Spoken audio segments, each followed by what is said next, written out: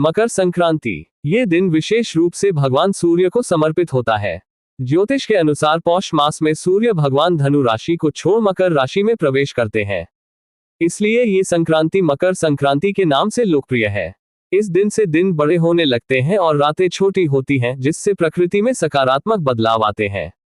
हालांकि हिंदू कैलेंडर में 12 संक्रांतियां होती हैं, परंतु मकर संक्रांति अपने धार्मिक महत्व के कारण सभी संक्रांतियों में सर्वाधिक विशेष मानी जाती है।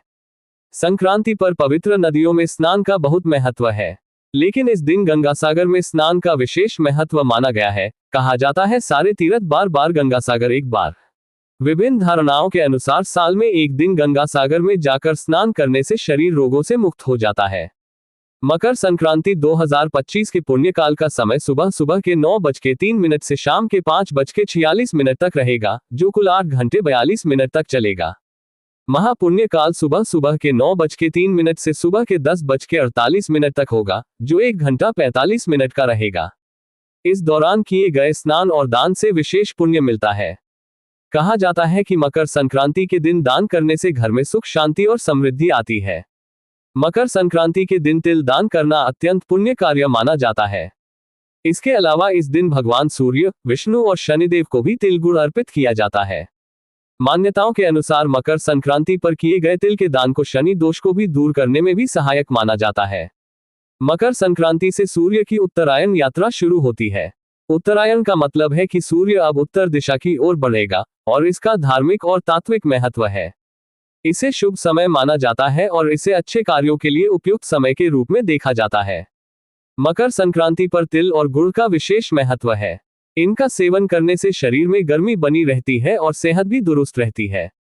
साथ ही तिल और गुड़ के सेवन से शरीर में सकारात्मक ऊर्जा का संचार होता है और यह एक परंपरा है जो भारतीय संस्कृति का हिस्सा है।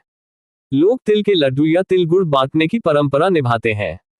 मकर संक्रांति के दिन खिचड़ी का सेवन करना भी शुभ माना जाता है।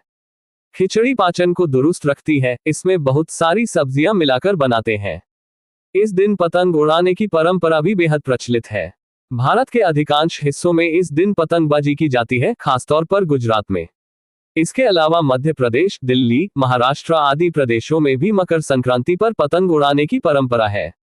हालांकि इसके पीछे कोई विशेष धार्मिक कारण नहीं मिलता, लेकिन पतंग उड़ाना अपनी खुशियों को व्यक्त करने का एक माध्यम है। इसके अलावा इस परंपरा के पीछे एक अन्य कारण ये दिखाई देता है कि मकर संक्रांति पर सूर्य का उत्तरायण होता है। इस कारण इस समय सूर्य की किरणें औषधि का काम करती हैं। पतंग उड़ाते समय हमारा शरीर सीधे सूर्य की किरणों के संपर्क में आ जाता है, जिससे सर्दी से जुड़ी समस्या